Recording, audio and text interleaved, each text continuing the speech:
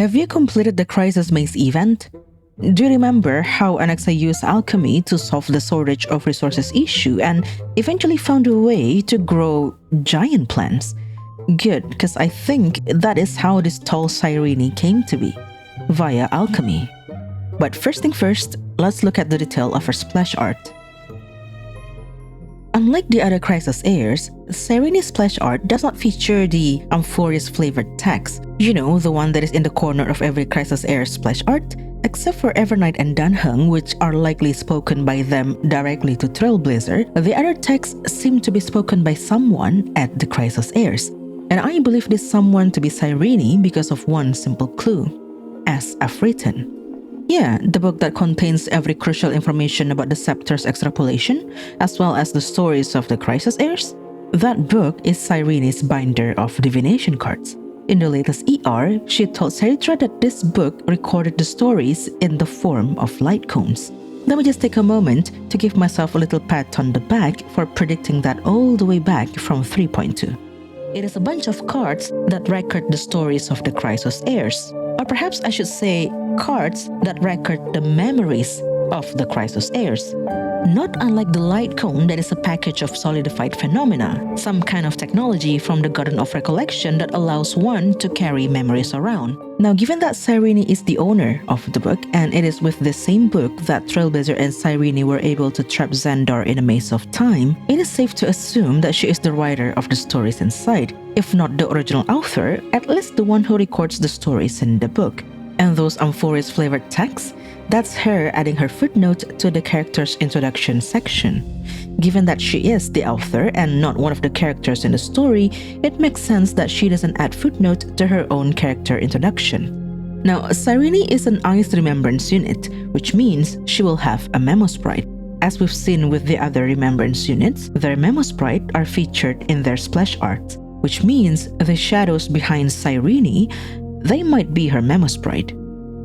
She has that one earring that looks like a ring planet, and its color reminds me of Amphoreus. I wonder if this is what Amphoreus would look like once it is made into a real planet. And I said once instead of if, because from the recent manuscript of Era Nova, we get a glimpse of what might happen in 3.6. It says, recreate Amphoreus. So either Fully or an Emanator of Remembrance might be directly involved here. It is said in the beginning of Amphoreus arc that at least Emanator level of power were clashing in Amphoreus. We have one of Erudition, which is Xandar, one from Destruction, which is Arentum, and now it is time from one of Remembrance to join the party.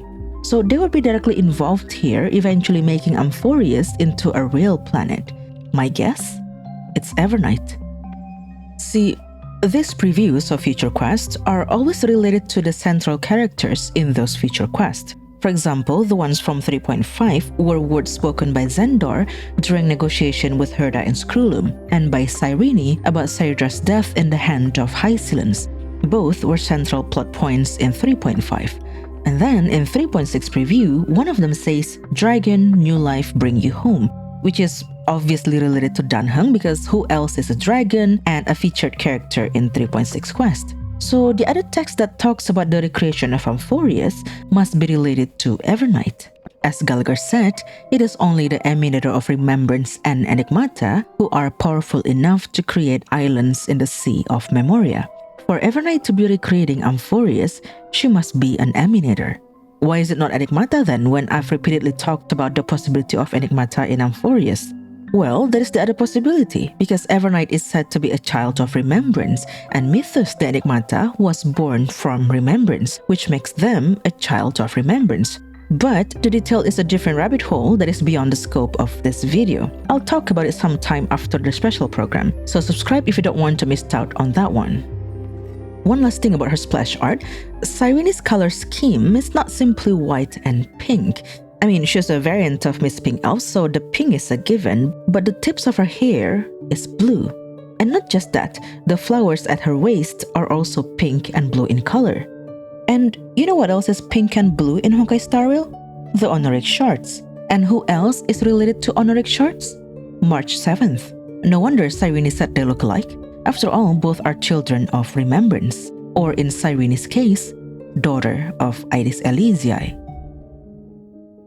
daughter of Ides Elysiae, Chrysa's heir who nourished redacted, sow the seed of memory so that flowers of the past may bloom in tomorrow.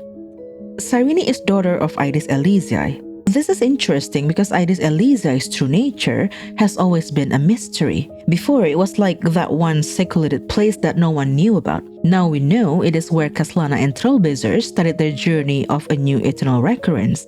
Time stood still in this place, and they could stay for as long as they wished in this place before entering the cycle once again. After the simulation crumbled and the time reset once again, Ides Elysiae was the starting point of everything. Now, there is a place like that in the world of remembrance.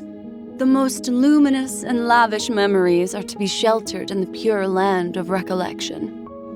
In the tales whispered among the memo keepers, Fu Li will blend these recollections into the Eden of blessed insight. And they shall serve to reshape the entirety of the world after its annihilation. So, if Amphoreus is a miniature of the cosmos, with the Ionic belief system included in it, what if Ides Elysiae is a miniature of that pure land of remembrance? If Cyrene was born in that place, in the land of remembrance, it makes sense that she is a child of remembrance, daughter of Ides Elysiae. And she will be the Chrysa's heir who nourishes an unknown titan's authority. This is most likely the name of the titan symbol that we saw in the Delivered trailer, the infinitesimal titan, the mysterious 13th titan that is believed to exist by the chaotic numerophiles faction, the titan who is behind the other 12. Seems aligned with the fact that the infinity symbol is also there at the center of the titan's will. It is also there the first time we open the SF written book. As to what the name of this authority could be, the length of the characters seem to be few enough to be ego, which is again the name of the signet that belongs to Elysia from Honkai Impact. Or if Hoyo decided to mess with us, as we thought the redacted character's in Finon's name was Kevin, it could be the authority of humanity. Reason being, recently, Hoyo released this article in Hoyo Lab that is a collection of all the mural arts in Amphoreus' quest thus far, and the description goes, and only quote-unquote humanity can pen laws into history's pages. The quote around humanity seems too intentional to not mean anything, and if it is humanity that can pen laws into history's pages, and it is Cyrene who has been recording the story of the Chrysa's heirs, that makes her the demigod of humanity. And she will nourish this titan's authority to sow the seed of memory so that flowers of the past may bloom in tomorrow. Newsporist, she is carrying the memories of Amphoreus and all of the data entities in it and bringing them all to a new tomorrow, to the true era nova as promised by the prophecy of deliverance. The fake prophecy created to further the deep learning of Iron Tomb, it would be rewritten so that the true miracle of Genesis will happen, manifesting everyone in Amphoreus in the real world. However, I think there might actually be a Stellaron in Amphoreus. Hear me out. The first part of Cyrene's introduction goes, a meteor streaks across the night sky, sending ripples through the river of life, gleaming in 13 hues. Now, as I've explained, instead of 12, there are 13 Titans' divinity, thus 13 Chrysos heirs. So this meteor gave birth to 13 Chrysos heirs/Titans. But the thing is, these data entities were said to be originated from the scepter's extrapolation. This sentence is contradictory to that. Something else seems to be the origin of them. A meteor, a shooting star. And what does a shooting star do? It grants wishes. And what does a Stellaron do? It also grants wishes. So what are the chances that somebody actually used a Stellaron in the past, and that was how the 13 data entities of the Chrysos heirs and the Titans came to be? What if that is the first memory of Amphoreus that the memo keepers have been talking about? And the reason that is not recorded in the Scepter's report is that this memory has been forgotten, existing in the forgotten years of Amphoreus. The last question from Circes that Anaxa couldn't answer? This is the answer. And speaking of Anaxa, alchemy might play a part in transforming pocket-sized Cyrene to tall Cyrene that we see in the drip marketing. I haven't worked out the detail yet because I literally have only completed the restaurant event this morning, but this event might be foreshadowing of what would happen in the main quest. Just as the Seal Slammer event hinted towards the Flame River being Phynon, the part about Anaxa using alchemy to grow giant plants might be a hint towards how Cyrene became tall. The tutorial said that we could plant different types of seeds together in the same plot of land to grow giant plants. As Anaxa theorized, everybody originated from the same thing, which was the soul. The soul was the essence of the world, the seeds that held records of the memories of the world, and humans were the buds that sprouted from the seeds. Now, the one thing that the Chrysos heirs have in common with the Titans are their core flames. It is only after an heir has passed a Titan's trial and inherited their divinity could they be reborn as that Titan in the next cycle. That's how the original cyclical nature of Amphoreus works. The core flame is what connects an heir to a Titan, and the description of the core flame says that it is the soul of a fallen Titan. Inheriting this from a Titan would grow a Chrysos heir into a Titan of the same authority in the next cycle. The core flame is the soul of a Titan, the seed out of which a new Titan would sprout from. And didn't we see the Chrysos heirs combining their core flames in the Deliver trailer?